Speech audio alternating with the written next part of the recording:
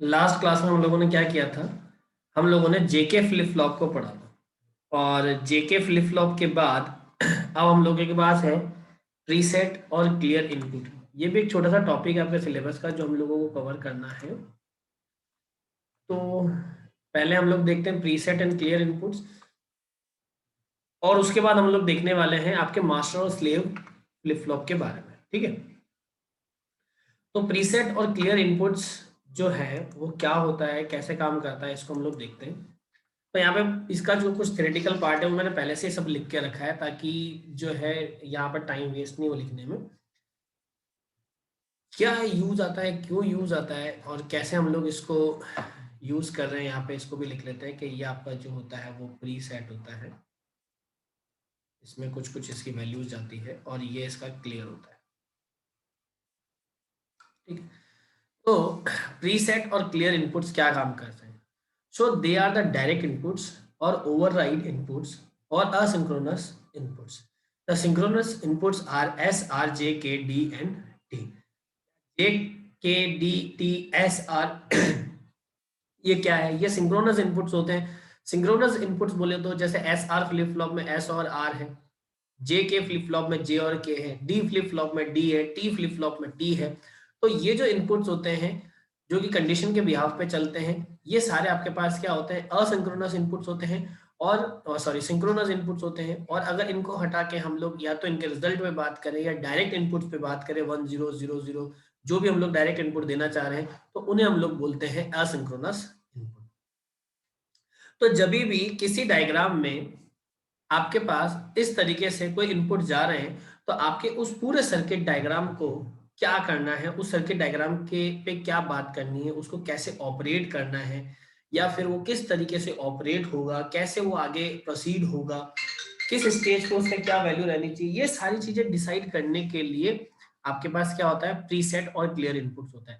आप देखते हैं बहुत बार क्या होता है, हमारा सेलफोन हैंग हो जाता है ना, सिस्टम हमारा हैंग हो जाता है या और भी हम लोग डेली रूटीन लाइफ में कुछ ऐसी प्रॉब्लम्स को फेस करते हैं। तो ऐसे केसेस में हम लोग क्या करते हैं? हम लोगों के पास एक सीधा सीधा सॉल्यूशन रहता है कि हम लोग उन्हें क्या करते हैं, उन सॉल्यूशंस के अकॉर्डिंग कि अगर हमारा सिस्टम हैंग हो रहा है, जस्ट फॉर एन एग्जांपल, हमारा सिस्टम हैंग हो रहा है तो हम क्या करते हैं, सिस्टम का जो रीस्टार्ट वाला बटन है उसको प्रेस करते हैं तो वो रीस्टार्ट होता है। टास्क मैनेजर जैसे तैसे ओपन कर लेते हैं। जितने भी टास्क मैनेजर के बाद हम लोगों के टास्क ऐसे हैं जो मेमोरी को बहुत ज्यादा खा रहे हैं, हम लोग उनको बंद कर देते हैं, उनको एंड कर देते हैं, है ना। मोबाइल हमारा, सेलफोन हमारा हैंग हो रहा था, हम उसको रीस्टार्ट मारते हैं। मान लो इन केस वो रीस्टार्ट नहीं हो रहा तो हम लोग बैटरी निकालते हैं। तो ये या फिर हम उसको थोड़ी देर छोड़ देते हैं तो वो खुद ही अपनी सारी प्रोसेस करने के बाद में वापस नॉर्मल हो जाता है, हैंग नहीं होता। तो ये सारी चीजें हम लोग अपने सिस्टम के साथ करते हैं। तो कभी किसी ने सोचा या किसी ने ऐसा सोचा कि जब हम लोग रीस्टार्ट कर देते हैं या वो अचानक से हम लोग उसको सही कर लेते हैं, है ना, तो या रीस्टार्ट जैसे करा मैंने, जस्ट फॉर एन एग्जांपल, फटाफट से रीस्टार्ट करा कि यार सिस्टम मेरा हैंग हो गया, मैंने फटाफट से इसको रीस्टार्ट कर दिया। तो रीस्टार्ट करना एक ऐसा क्या सॉल्यूशन है कि सिस्टम पूरा वापस स्टार्ट हो जाए तो वो हैंग नहीं हो, हैंगिंग से बच जाए? ऐसा अंदर मशीन में क्या मैकेनिज्म होता है, क्या होता होगा मशीन में कि भाई वो पुरानी स्टेट्स को याद नहीं रख रही, एकदम से नई फ्रेश आ रही, क्या हो रहा है ये? तो अच्छा, कभी कभी आप देखते हैं कि आप सिस्टम को रीस्टार्ट भी करते हैं तो भी आपके जो पुराने टैब्स होते हैं वो एज इट इज ओपन हो जाते हैं, है ना। वो एज इट इज आपका सिस्टम को रिस्टोर कर देता है। तो ये है क्या एक्चुअल में, है ना? कहाँ से वो चीजें आ रही है जो मेमोरी में स्टोर है, बफर मेमोरी में स्टोर है, तो इसके पीछे लॉजिक क्या लग रहा है, इनके जो सर्किट डायग्राम्स है वो किस तरीके से वर्क कर रहे हैं। जब मैंने सिस्टम को रीस्टार्ट बटन प्रेस किया, सिस्टम जब रीस्टार्ट हो गया, अचानक से हमने रीस्टार्ट उसको कर दिया तो सारा डेटा वहां से चला जाना चाहिए, तो फिर क्यों हमारे पुराने टैब्स एज इट इज आ जाते हैं? कहाँ पे वो डेटा स्टोर होता है? पूरा हम लोग ने पूरे सर्किट डायग्राम को क्लियर किया है, फिर क्यों ऐसा हुआ है? तो ये कुछ ऐसी बातें हैं जो कि टेक्निकली जुड़ी है, इनका टेक्निकली आंसर्स है, तो वहां पे हम लोग बात कर रहे हैं प्रीसेट और क्लियर इनपुट्स। ठीक है, तो अभी मैंने एक नैंड गेट का यूज करके ये एक सर्किट डायग्राम बनाया हुआ है जो कि प्रीसेट और क्लियर इनपुट्स में चलता है। तो ये जो इनिशियल डायग्राम है एस और आर वाला, जो आप इनिशियल डायग्राम देख रहे हैं, फर्स्ट वाला डायग्राम देख रहे हैं बच्चों, ये आपकी प्रेजेंट स्टेट होती है और वो आपकी आगे जाके उसकी नेक्स्ट स्टेट आती है, यानी उसके बाद आपका वो वाला पार्ट स्टार्ट होता है जो कि चल रहा है। तो यहाँ पे क्लॉक की और सिंक्रोनस इनपुट्स की वैल्यू कुछ भी हो, रिजल्ट हमेशा जो अपन लोग बात करेंगे उसी के बिहाफ पे इसके रिजल्ट आएंगे। तो ये इसका जो है आप सर्किट डायग्राम बोल लीजिए, और ये वाला जो पार्ट है वो आप इसका ब्लॉक डायग्राम, ये इसका ब्लॉक डायग्राम है, वो इसका सर्किट डायग्राम है, ये इसकी ट्रुथ टेबल है, और बाकी उसकी कंडीशन आ जाएगी। तो पहली कंडीशन हम लोग लेके चलते हैं भाई, एस और आर यहाँ पे दो इनपुट जा रहे हैं। प्रीसेट और क्लियर में हम लोग बात करें तो प्रीसेट और क्लियर, प्रीसेट और क्लियर की अगर मैं बात करूं तो दो पॉसिबल इनपुट यहाँ पे चल रहे हैं जो कि पूरे सर्किट डायग्राम को मैनेज करेंगे। तो इनकी दो दो की टोटल 4 यूनिक कॉम्बिनेशन बनेगी, 0 0 0 1 1 0 और 1 1। 0 0 0 1 1 0 और 1 1, ये 4 पॉसिबल आउटकम्स हैं। तो अब देखेंगे 0 0 के केस में हमारा जो आउटपुट है वो क्या आ रहा है, 0 1 के केस में क्या आ रहा है, 1 0 के केस में क्या आ रहा है, और 1 1 के केस में क्या आ रहा है। तो जब प्रीसेट अगर मेरे पास 0 होगा, ये जो बात है हम लोगों को, ये बात मेरे दिमाग में रहनी चाहिए, इस बात को आप ध्यान में रख के चलेंगे कि अगर प्रीसेट मेरे पास 0 जाएगा, यहाँ पे प्रीसेट 0 गया, तो प्रीसेट 0 जाने का मतलब है यहाँ पे बाकी वैल्यूज कुछ भी हो, मुझे उससे कोई मतलब नहीं है, यहाँ पे मल्टीप्लाई होकर 0 आ जाएगा, और 0 का जो नॉट होगा वो हमेशा 1 होगा। तो दैट मीन एक सिचुएशन फिक्स्ड है कि if preset is equal to 0 then Q n is always is equal to 1, then Q n is always is equal to 1 if preset is equal to 0। ये मतलब ये एक फिक्स्ड लॉजिक है, ये एक फिक्स्ड कॉन्सेप्ट है जिसको आपको अपने दिमाग में बैठा लेना है, इस पे आपको बात करनी। फिर उसके बाद एक सिचुएशन और आती है, if clear is equal to 0, मतलब अगर यहाँ पे ये क्लियर की वैल्यू अगर 0 हो जाए, मान लो just for an example, if clear is equal to 0, तो क्लियर 0 हो जाएगा तो ऑब्वियस सी बात है भैया ये सारी चीजें 0 हो जाएगी, और यहाँ पे एंड गेट 0, एंड के बाद नॉट लगा तो 0 की वैल्यू 1 आ जाएगी। तो उस केस में क्यू एन नॉट की वैल्यू 1 है, तो अगर क्यू एन नॉट 1 है तो इसका मतलब जब क्लियर 0 हुआ तो आपका जो क्यू एन है वो 0 होगा। क्यू एन 0 होगा तभी तो क्यू एन नॉट 1 होना है। आप समझ रहे हो मेरी बात? अगर क्लियर की वैल्यू 0 है, इस डायग्राम में यहां समझो नीचे, अगर यहाँ पे इस जगह क्लियर की वैल्यू 0 है, तो इस नैंड गेट में जो आउटपुट आएगा एंड के लिए तो 0 हो जाएगा, और नॉट लगते वो 0 का 1 हो जाएगा, तो आउटपुट आगे जाएगा, तो क्यू एन नॉट बना, तो क्यू एन नॉट की वैल्यू क्या हो गई, 1 हो गई। तो क्यू एन नॉट की वैल्यू 1 होने का मतलब क्या है, उस केस में क्यू एन की जो वैल्यू आनी है वो 0 आनी है, तभी तो इसका कॉम्प्लीमेंट 1 हो सकता है। तो इसीलिए ये कहा गया है कि क्लियर अगर 0 है तो उस केस में क्यू एन की वैल्यू जो है 0 होगी, और क्यू एन नॉट की वैल्यू 1 होगी। अब मैं सिर्फ इन दो कंडीशन से इस पूरे सर्किट डायग्राम की टेबल डायरेक्ट बना सकता हूं, मुझे सर्किट डायग्राम को यूज करने की जरूरत नहीं है, मुझे सर्किट डायग्राम को यूज करने की जरूरत ही नहीं है, मैं डायरेक्ट पूरी टेबल बना सकता हूं। अब मैं पूरी टेबल बनाऊंगा कैसे वो समझो भाई, प्रीसेट और क्लियर 0 0 0 1 1 0 और 1 1 ये हमारे पास कॉम्बिनेशन हो गया। अब मुझे ये देखना है क्यूएन की वैल्यू क्या आ रही है। तो फर्स्ट टू को देखो प्रीसेट में, मैंने बोला प्रीसेट अगर 0 है तो क्यूएन क्या होगा, 1 होगा, ये फिक्स्ड है, ये देखो ये वहां पे ऊपर लिखा है कि प्रीसेट अगर 0 है तो क्यूएन की वैल्यू 1 होगी। तो बेटा अगर प्रीसेट फर्स्ट दोनों केसेस में 0 है तो इसका मतलब दोनों ही केसेस में क्यूएन की वैल्यू क्या आने वाली है, 1 आने वाली है, दोनों ही केसेस में क्यूएन की वैल्यू 1 आने वाली है। लेकिन उस केस में हमको क्लियर भी चेक करना पड़ेगा ना कि क्लियर की वैल्यू क्या आ रही है। तो अब आगे देखते हैं, तो क्लियर की वैल्यू क्या है, 0 और 1। तो पहला केस क्या बना, पहला केस बना जब प्रीसेट की वैल्यू 0 और क्लियर की वैल्यू 0। तो अगर यहां पर लिखता हूं प्रीसेट और क्लियर, तो प्रीसेट 0 है तो क्यूएन 1 होगा, और क्लियर 0 है तो क्यूएन 0 होगा, ऐसे होगा। प्रीसेट 0 है तो क्लियर 1 होगा, और सॉरी क्यूएन 1 होगा, और क्लियर अगर 0 है तो क्यूएन क्या हो जाएगा, 0 हो जाएगा। तो अगर दोनों 0 होते हैं तो ये तो केस क्या बन गया, 1 और 0, मतलब कि एक सेम आउटपुट तो आना ही नहीं। तो इसीलिए जब दोनों 0 0 होते हैं तो उस कंडीशन को हम यूज नहीं करते हैं, क्योंकि दोनों के केस में जो क्यूएन की वैल्यू है वो अलग अलग है। तो इसीलिए when preset and clear both are 0 then Q n is not used. अगर प्रीसेट और क्लियर दोनों 0 हुए तो उस केस में क्यूएन को यूज ही नहीं किया जाएगा। तो ऐसी जो सिचुएशन होती है वो आपके सिस्टम को हैंग मार रही है, सर्किट डायग्राम के अकॉर्डिंग अगर देखा जाए तो वो आपके सिस्टम की हैंगिंग प्रॉब्लम है। हम लोग कहते हैं यार बहुत सारी हमने मेमोरी यूज कर ली है, हमारी रैम भर गई है, हमारा ये हो गया, फलाना हो गया ना, ढिमकाना हो गया। तो उस वजह से मेरा सिस्टम हैंग हो गया। या आप राइट हैं, लेकिन आप सर्किट डायग्राम के हिसाब से भी समझे। बहुत बार ऐसा होता है कि आप टास्क मैनेजर खोल के देखेंगे, आपकी मेमोरी जो है 2 GB 4 GB आपकी रैम है, 2 GB भी रैम है, तो 1 GB वो सिस्टम यूज कर रहा है, लेकिन उसके बावजूद आपका सिस्टम हैंग हो रहा है। तो वो रीजन यहाँ पे आके पकड़ते हैं कि अच्छा यार ये हैंग हो क्यों रहा है, मेरा प्रोसेसर स्लो है, मेरा ये है, मेरी रैम कम है, मेरा सिस्टम बेकार है। सिस्टम बेकार नहीं, वो सिचुएशन यहाँ से देखो, आप सिचुएशन ऐसी बन रही है। अरे बस, तो पहला केस तो क्लियर हो गया कि प्रीसेट और क्लियर दोनों अगर जीरो है तो क्यूएन की वैल्यू नॉट यूजेबल रहेगी। दूसरा केस हम लोग बात करते हैं, अगर प्रीसेट की वैल्यू जीरो है तो क्यूएन की वैल्यू 1 होगी, ये तो फिक्स होगा। अब क्लियर की वैल्यू चेक करो, तो जब भी प्रीसेट और क्लियर की वैल्यू 1 होती है तो आपका सर्किट डायग्राम बहुत स्मूथ चलता है, इस बात को ध्यान रखें। If the value of preset and clear is equals to 1, then your circuit diagram is working smoothly. तो इसीलिए अगर क्लियर की वैल्यू 1 है तो कोई चेंज नहीं है, लेकिन प्रीसेट की वैल्यू 0 है, इसीलिए क्यू एन की वैल्यू 1 होने वाली है। तो इसीलिए ये कहा गया है कि 0 और 1 के केस में आपका जो क्यू एन है बच्चों वो 1 होगा। 0 और 1 के केस में आपका जो क्यू एन है बच्चों वो 1 होगा, वो 1 होगा। ठीक है।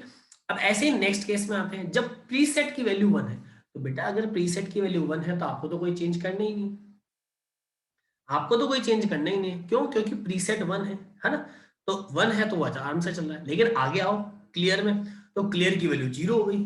ओ my god, if clear is 0 then Q n is also is equals to 0। तो प्रीसेट पे तो डिपेंडेंसी खत्म हो गई क्योंकि उसकी वैल्यू 1 है। तो इसीलिए in the case of 1 and 0 the value of Q n is also is equals to 0। The value of Qn is also is equals to 0. And at the end preset की वैल्यू 1 है, कोई चेंज नहीं है, clear की value भी 1 है, कोई change नहीं है। तो इसका मतलब आपका जो सर्किट डायग्राम है वो क्या करेगा, परफॉर्म नॉर्मली करेगा, उसमें कोई चेंज नहीं आएगा। जो सर्किट डायग्राम जैसा चल रहा है बड़े प्यार से वो वैसा ही चलता चला। तो ऐसा जनरली होता कब है, जब हम ओवरराइडिंग इनपुट्स को करते हैं कि फटाफट फटाफट 0 0 0 0 0 0 एक के बाद अब क्या होता है, अभी सिस्टम से शिफ्ट दबाते जाइए, तो ये क्या करता है, हॉट कीज उन्हें समझता है। आप 5 बार 6 बार शिफ्ट दबाओगे तो सिस्टम उसको एनालाइज करता है। तो उसी तरीके से आपके सर्किट डायग्राम्स भी इसी तरीके से होते हैं। आप जैसे अभी एक रिसेंट एक वेबसाइट में मैंने कल ही एक एरर देखी है कि उसमें हम लोग एडमिन पैनल में कुछ बना रहे थे, तो वो हमने डिलीवर कर दिया, लेकिन हम उसको टेस्टिंग मोड में खुद ही चेक कर रहे थे। तो कल मैंने बहुत सारी ऑपरेशंस एक साथ परफॉर्म किए उसमें, रात में धन धन धन डिलीट भी किया साइमल्टेनियसली, सिस्टम पे खोला, आईपैड पे खोला, फोन पे खोला, और मैं हम सब एक साथ क्लिक कर रहे हैं कि भाई ये मैं भी डिलीट कर रहा हूँ, आप भी डिलीट करो, आप भी। तो इस तरीके से हम लोग एक साथ उस पर परफॉर्म कर रहे हैं। तो उसको हुआ क्या, ये सारी चीजें उसको ओवरराइडिंग एक साथ मिल गई, उसको समझ में ही नहीं आया कि हो क्या रहा है। तो जब समझ ऐसे ऐसी सिचुएशन उसको मिली तो उसने क्या करा, लाइव प्रोजेक्ट में जो वेबसाइट लाइव चल रही है उसमें उसने एक्सेप्शन हैंडलिंग किया रहा, मतलब उस एक्सेप्शन को वेबसाइट हैंडल नहीं कर पा रही। तो ऐसा तो बिल्कुल हो सकता है। मान लो जैसे अमेजन है, अमेजन पे आप 4 लाख आदमी एक साथ खड़े हैं ना, तो किसी भी प्रोडक्ट को एक ने बाय किया, दूसरे ने इनपुट किया, तीसरे ने अकाउंट बनाया, मतलब वो सारे ऑपरेशंस एक साथ हो सकते हैं। हो सकता है एक जैसे जब सेल आती है तो एक प्रोडक्ट में कितने लोग जाते हैं, बहुत सारे लोग एक साथ फटाफट क्लिक करते हैं, तो साइमल्टेनियसली कितने क्लिक हो रहे हैं, लेकिन जा किसको रहा है प्रोडक्ट, सेल किसको आ रहा है। तो ये जो हैंडलिंग है वो हम लोगों को चेक करनी पड़ती है। इसी तरीके से आपके सिस्टम में ये जो सर्किट डायग्राम में कि ओवरराइडिंग अगर किसी चीज की हो रही है तो उसको कैसे हैंडल किया जाएगा, तो वो ओवरराइडिंग हैंडल करने के लिए इनपुट्स की जो ओवरराइडिंग है, चाहे वो इनपुट्स असिंक्रोनस हो चाहे वो सिंक्रोनस हो। तो सिंक्रोनस इनपुट्स अगर होते हैं तो वो सीक्वेंस में आते हैं, असिंक्रोनस इनपुट्स जो होते हैं वो डिपेंड ऑन यूजर, कैसे भी आ सकते हैं। तो उनको हैंडल करने के लिए हम लोग प्रीसेट और क्लियर इनपुट्स की बात करें। प्रीसेट और क्लियर इनपुट्स तब आते हैं, ठीक है, जबकि इनपुट्स की ओवरराइडिंग होती है। तो उसको हैंडल कैसे किया जाता है, तो हैंडल करने का तरीका। अब प्रीसेट और क्लियर, इस बात में किसी को कोई भी डाउट है तो आप मेरे से क्लियर कर सकते हो, आप मेरे से पूछ सकते हो। अगर समझ में आ गया तो बताओ समझ में आ गया, बताओ जल्दी। समझ में आ गया है या अभी भी किसी को कोई डाउट है, इसमें कुछ डाउट है तो आप मेरे से पूछ सकते हो कि सर ये वाली बात हमें नहीं समझ में आई है। प्रीसेट और क्लियर इनपुट्स और क्यों यूज आता है, कहाँ यूज आता है, वो मैंने आपको समझा ही दिया कि कहाँ यूज आता है ना, और क्यों आता है वो भी मैंने आपको बता दिया। कैसे यूज आता है वो भी मैंने आपको बता दिया, और कब यूज आता है, हमेशा यूज आएगा जब ओवरराइडिंग होगी तब, वरना नहीं आएगा। ठीक है, चलो कुछ बच्चों के रिप्लाई आ गए हैं, बाकियों का क्या सीन है भाई, बाकियों को भी समझ में आ गया है, यस और नो? अगर आ गया है तो आप इसको नोट कर लो, स्क्रीनशॉट जो भी आपको लेना है वो लो। फिर हम लोग एक हमारा नेक्स्ट टॉपिक है मास्टर और स्लेव फ्लिप फ्लॉप, वो हम लोग पढ़ रहे हैं। जल्दी से बताओ भैया। उसे लिखने से हुआ क्या है कि भाई टाइम हमारे पास सेव हो गया इतना सारा लिखने का, मुझे सिर्फ समझाने में जो टाइम लगा वो लगा। ऐसा ही मैंने जेके फ्लिप फ्लॉप का यूज करके जो मास्टर स्लेव फ्लिप फ्लॉप में समझाने वाला हूँ उसका भी मैंने कुछ पार्ट लिखा है। क्लियर है, नोट कर लिया ना सबने?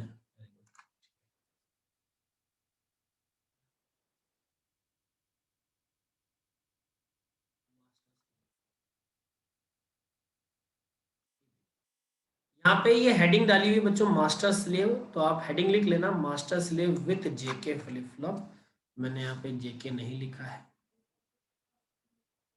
With JK flip flop. ठीक, मास्टर और स्लेव इसे मैं समझाने जा रहा हूँ, और किसकी हेल्प से समझाने जा रहा हूँ, मैं जेके फ्लिप फ्लॉप का यूज करके हम लोग मास्टर और स्लेव जो है फ्लिप फ्लॉप उनको हम समझने जा रहे हैं क्या होता है, कहाँ काम आता है मास्टर, कहाँ काम आता है स्लेव, कैसे वर्किंग करते होंगे, क्या वर्किंग करते होंगे, नहीं समझ में आ रहा मास्टर स्लेव होता क्या है, हमें तो वो भी नहीं समझ।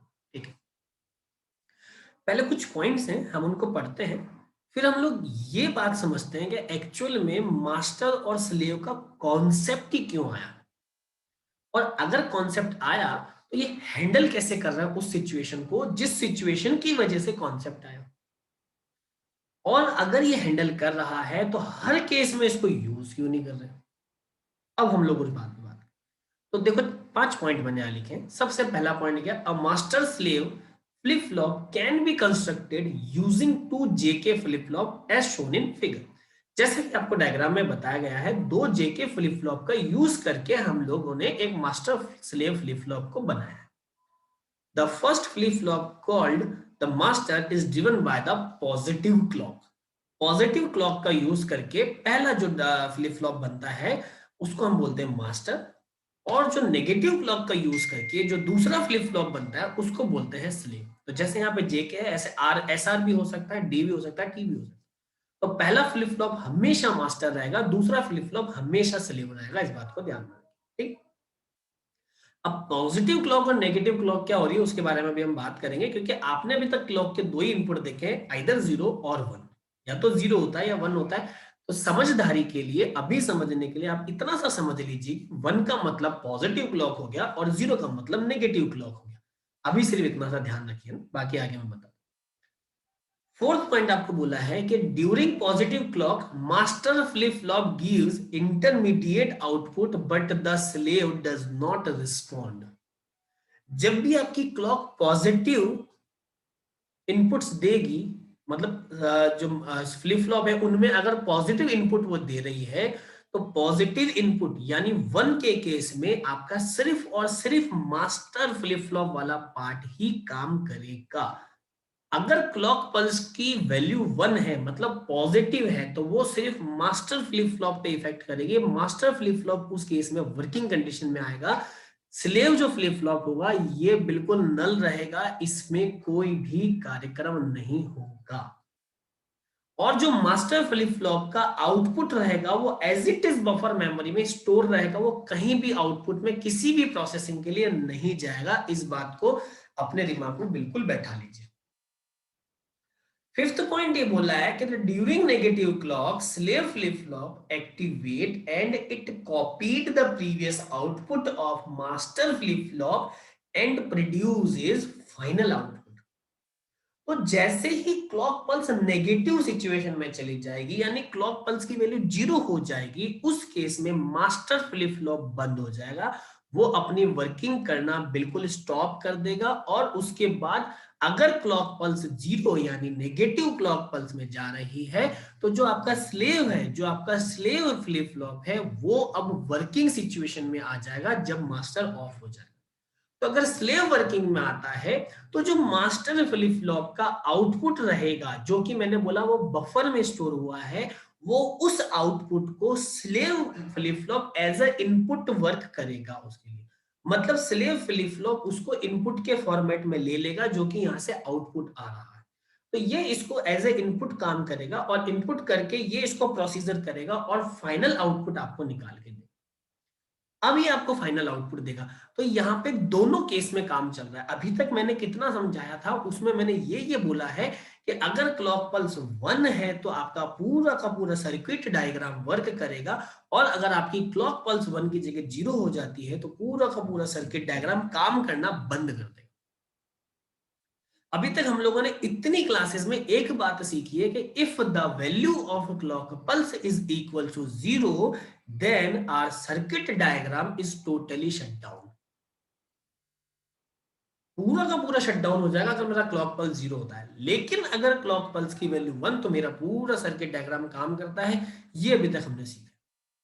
लेकिन इस क्लास में मास्टर स्लेव फ्लिप फ्लॉप के केस में मैं आपको ये बता रहा हूं कि अगर क्लॉक पल्स 1 रही तो भी मेरा सर्किट डायग्राम काम करेगा, और क्लॉक पल्स अगर 0 रही तो भी मेरा सर्किट डायग्राम काम करेगा। तो कैसे कर रहा है? 1 के केस में मास्टर चलेगा और 0 केस में स्लेव चलेगा। मास्टर का आउटपुट स्लेव के लिए इनपुट का काम करता है, और इन दोनों की वर्किंग टेक्नोलॉजी, वर्किंग मेथडोलॉजी मिलके इस इनपुट का पूरा आउटपुट बाहर देते हैं। तो ये टोटल जो गेम है बेटा, ये क्लॉक पल्स पे डिपेंड करता है। अब क्लॉक पल्सेस में कैसे हम लोग बात कर रहे हैं, तो इधर देखो साइड में मैंने यहाँ पे ये बनाया हुआ है। पहले चलो ब्लॉक डायग्राम को हम लोग देख लेते हैं, सर्किट डायग्राम उसका बाद में देखेंगे। ब्लॉक डायग्राम के हिसाब से पहले मास्टर फ्लिप फ्लॉप है जिसमें जे और के इनपुट गया है, एक क्लॉक है। क्लॉक को हमेशा इस तरीके से यहाँ पे बनाओगे तो वो क्लॉक इनपुट को रिप्रेजेंट करेगा। दो आउटपुट होंगे Q N and Q N not. ये आउटपुट इसके लिए इनपुट बन जाएंगे जो कि जे और के है। ये क्लॉक जब इसमें जाएगी तो क्योंकि ये क्लॉक नेगेटिव है इसीलिए आप देखो मैंने यहाँ पे ये जीरो का सिंबल बनाया, मतलब नॉट गेट के लिए इसको बनाया है, और ऐसे एरो लगाया, इसका मतलब ये क्लॉक पल्स है। और फाइनल इसके दो आउटपुट आ रहे हैं क्यू एन। तो इन इनपुट के लिए ये आउटपुट काउंट किए जाएंगे। बीच की जो पूरी है वो वर्किंग है, इसको हम लोग प्रोसीजर बोल रहे हैं। ये पूरा का पूरा मास्टर स्लेव का प्रोसीजर। ठीक। अब हम लोग बात करते हैं क्लॉक पल्स की। क्लॉक पल्स कैसे आ रहे हैं, तो भाई इधर देखो साइड में ये जो मैंने इधर ये डायग्राम बनाया हुआ, इस डायग्राम में ये जो नीचे रहता है ये इस तरीके से, फिर ये ऊपर जा रहा है, फिर ये ऊपर स्लेव रह रहा है, फिर ये इस तरीके से डाउनवर्ड आ रहा है, फिर ये ऐसा जा रहा है, फिर टॉप पे जा रहा है, फिर ऐसा रह रहा है, फिर डाउनवर्ड आ रहा है, फिर ऐसा रह रहा है। तो ये जो ऊपर वाले केस होते हैं, ये ऊपर वाले, इनको बोलते हैं positive clock pulse. These are the positive clock pulse. लेकिन ये जो नीचे वाले ऐसे फ्लैट हैं इनको बोलेंगे दीज आर नेगेटिव क्लॉक। तो जो ऊपर वाले फ्लैट हैं उन्हें बोलेंगे हम लोग पॉजिटिव क्लॉक पल्सेस, और जो नीचे वाले सरफेस के फ्लैट हैं उन्हें हम बोलेंगे नेगेटिव क्लॉक पल्सेस। तो इज इट क्लियर? वो होता है पॉजिटिव, ये होता है नेगेटिव। जब आपके सर्किट डायग्राम वर्क करते हैं तो क्लॉक पल्सेस इसी तरीके से चलती चली जाती है।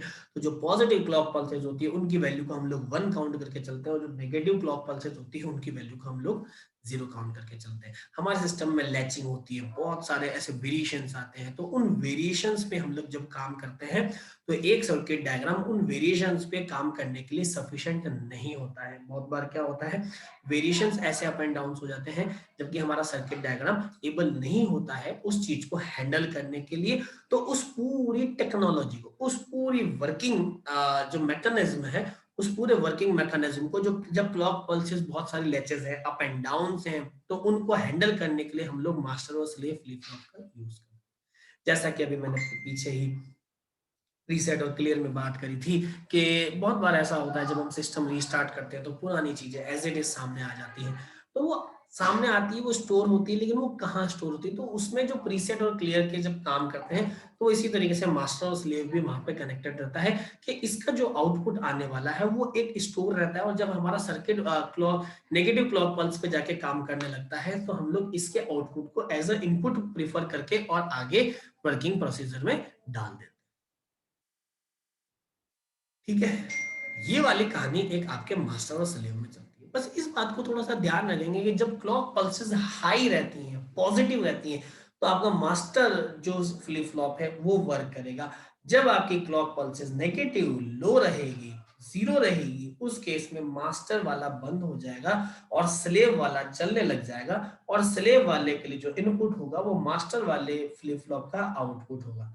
अगर आपकी क्लॉक पल्स स्टार्ट ही जीरो से होती है, मान लीजिए जैसा कि इस डायग्राम में मैंने बताया, इस डायग्राम में देखो सबसे पहले डाउनवर्ड है, तो अगर आपकी क्लॉक पल्स स्टार्ट ही जीरो से हो रही है तो सबसे पहले स्टार्टिंग भी कौन करेगा, स्लेव फ्लिप फ्लॉप करेगा। लेकिन वो आपकी जो ऐसा समझ लीजिए कि स्लेव में जब स्टार्ट हुआ है तो उसमें मास्टर का आउटपुट तो कुछ है नहीं, है ना, अभी इनिशियली तो कुछ आउटपुट है नहीं, तो वो एक तरीके से हमारा ब्लैंक रह जाता है, वो एक ब्लैंक आउटपुट दे देता है, आपको कुछ भी आउटपुट उसमें नहीं देगा। आपने इसका एक लाइव एग्जांपल मैं आपको समझा सकता हूँ। बहुत बार ऐसा देखा होगा, हम लोग प्रिंटर से प्रिंट निकालते हैं, तो हमने दिया एक ही पेपर की कमांड है, लेकिन एक पेपर की कमांड देने के बाद भी क्या हुआ है कि कभी कभी पेपर बिल्कुल ब्लैंक आता है, जैसे दूसरी बार मैं उसी प्रिंटर पे प्रिंट देता हूँ तो हमारा जो पेपर है वो बिल्कुल प्रिंट होके आ जाता है। तो बोले यार अभी तो ऐसा आया था, अब वापस ऐसा आ गया, ऐसा क्या सीन हुआ, कभी कभी ऐसा हो जाता है। तो उनके सीन्स भी यहाँ पे इस तरीके से आप समझ सकते हैं मास्टर और स्लेव वाली कहानी को एक बार ज्वाइंट करके एक एग्जाम्पल के फॉर्मेट में, एग्जाम्पल के तौर पे आप उसको समझ सकते हैं कि अच्छा ये ऐसा काम कर। आ रही बात समझ में? अब अगर किसी को मास्टर और स्लेव फ्लिप फ्लॉप की इतनी जितनी बात मैंने अभी तक समझाई है, इसमें अगर किसी को कोई डाउट है तो आप मेरे से क्लियर कर लो। क्यों? क्योंकि इसके बाद अब हमारे पास जो रह जाता है वो है सर्किट डायग्राम। तो अब हम लोग बात करेंगे आगे circuit diagram of master slave flip flop की, और उसके बाद ये डेफिनेशन, ये ब्लॉक डायग्राम और सर्किट डायग्राम ये बनाने के बाद हमारा मास्टर स्लेव फ्लिप फ्लॉप भी ओवर हो जाता है। फिर उसके बाद हम लोग बात करेंगे जो हमारे नए छोटे छोटे से टॉपिक हैं, जिनमें सबसे पहले डी फ्लिप फ्लॉप आएगा, टी फ्लिप फ्लॉप आएगा, क्योंकि एसआर में पढ़ा चुका हूं, जेके में पढ़ा चुका हूं, एसआर पे प्रीसेट और क्लियर मैंने करा दिया है, तो मास्टर और स्लेव मैंने जेके पे करा दिया है। उसके बाद हम लोग डी और टी फ्लिप फ्लॉप पे भी पढ़ेंगे। उसके बाद हम लोग दूसरी चीजों पे शिफ्ट होंगे, conversion of flip flop, excitation table and all that. ठीक है, तो अब आप मुझे बताएं कि अभी तक की क्लास में मास्टर स्लेव फ्लिप फ्लॉप की जेके का यूज करके जितना मैंने अभी तक पढ़ा है, इस वाली बात में अगर किसी को कोई भी डाउट है तो पहले वो क्लियर।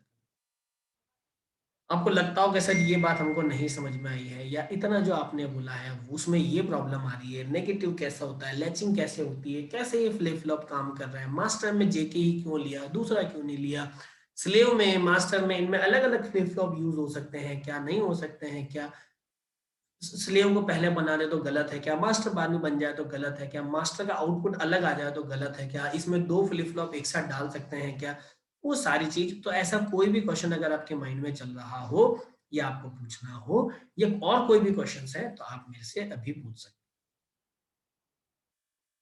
हैं। बताओ, किसी को कोई भी दिक्कत है या कुछ भी अगर आपने पूछना है तो आप मेरे से पूछ सकते हैं।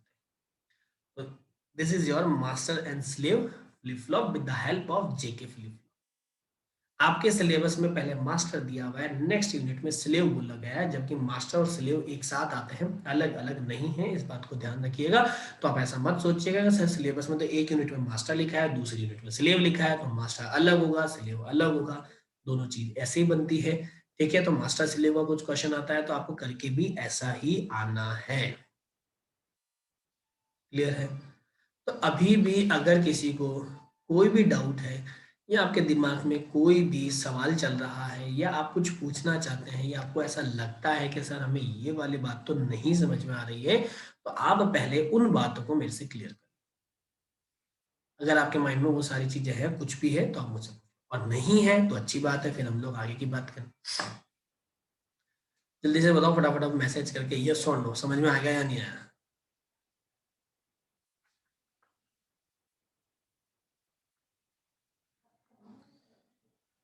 फटाफट बता दो।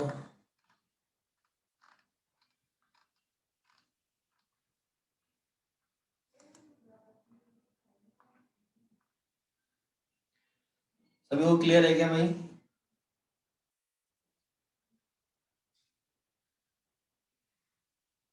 सभी को रिप्लाई जो एक दो बच्चे दे तो क्या उन्हें ही पढ़ाना है, कि बाकी जने पढ़ाई नहीं करते हो क्या, बाकी जने पढ़ नहीं रहे हो?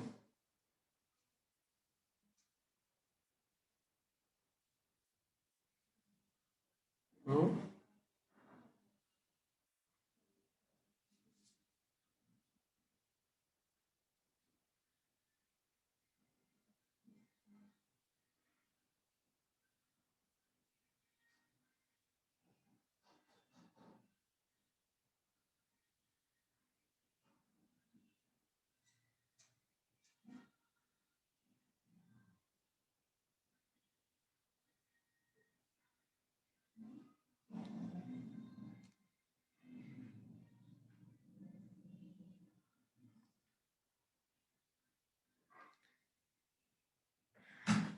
चलो क्लियर है ना सभी को, फिर ठीक है।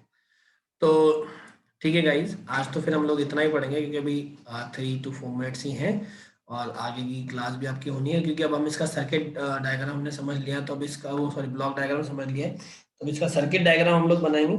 तो कल की क्लास में हम लोग वो करेंगे, इसका सर्किट डायग्राम और आगे के कुछ टॉपिक्स देखेंगे। ठीक है, तो तब तक के लिए तो थैंक यू सो मच।